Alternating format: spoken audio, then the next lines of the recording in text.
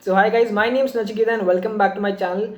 Before starting this, let me just say I don't mean to offend anyone. I'm really sorry if someone gets offended. My only intention is to prevent people who are starting into this field from making the mistakes that a lot of people do, that I made myself when starting out. And only watch this video if you're gonna watch it till the end, because it's very easy to make wrong conclusions out of little portions of the video. So basically I'm gonna give a list of reasons what you should not do and which could be the reason why you feel that your skills are not growing much, right?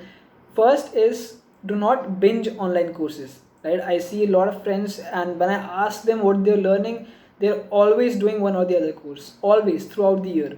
That's not bad, but do not treat online courses like you treat Netflix, right? You cannot sit with your laptop on your sofa and expect that whatever you're seeing, you've understood everything, right? And if you're doing courses for their certificate, do not do that, because they do not make an impact, because it's very easy to get certificates from online platforms. And I've had seniors who have applied for masters in data science outside, and they had around 50 to 60 Coursera certificates at the time of applications, and they've told me that it does not make any impact. What I would suggest for online courses, where my second point comes in, start coding without reference. For example, if you've learned linear regression, then download a data set which was not taught in the course article or video that you saw, and try to code it yourself without any reference. That means shut off the course, turn off the internet, just have the data set and program the entire thing from start, from data cleaning to creating the model and making predictions. And you will see that you'll get stuck in a lot of places, right? Because just because you were seeing it on a screen,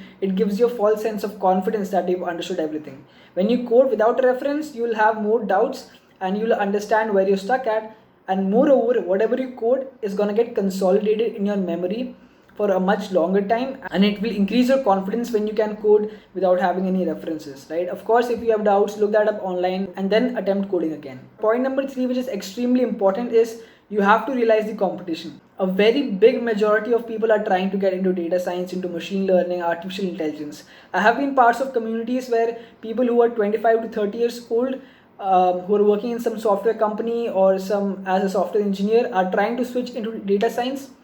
And if you're graduating now, if you've already graduated or close to graduation, you will see freshers who are coming into colleges now have a lot more options. There are branches named after machine learning. They have CSE with specialization in machine learning, right? So literally there are millions of people coming onto this field. And when there's so much of competition, this creates what is called as a winner takes all market.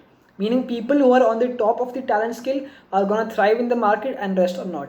And it makes sense, right? Because say if there's a company who wants some, say, machine learning application built into their software, right? They can just hire the top data scientists sitting even in the US, right? And pay them for their time and get their work done.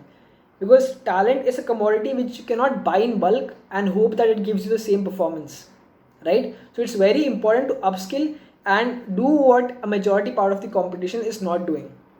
Almost everyone who's getting into machine learning will have at some point done the iris classification problem, would have done the Titanic dataset problem. This is something which everyone's doing, right? But what everyone's not doing is focusing on the algorithm, the intuition, the mathematics behind it, and understanding what model suits better for which data, right? People don't have in-depth understanding of that. People are only focusing on getting outputs in their programming language. My suggested way of learning would be, say, learn an algorithm first. Say you learn logistic regression, understand the intuition behind it, meaning what it's trying to achieve, how does it work.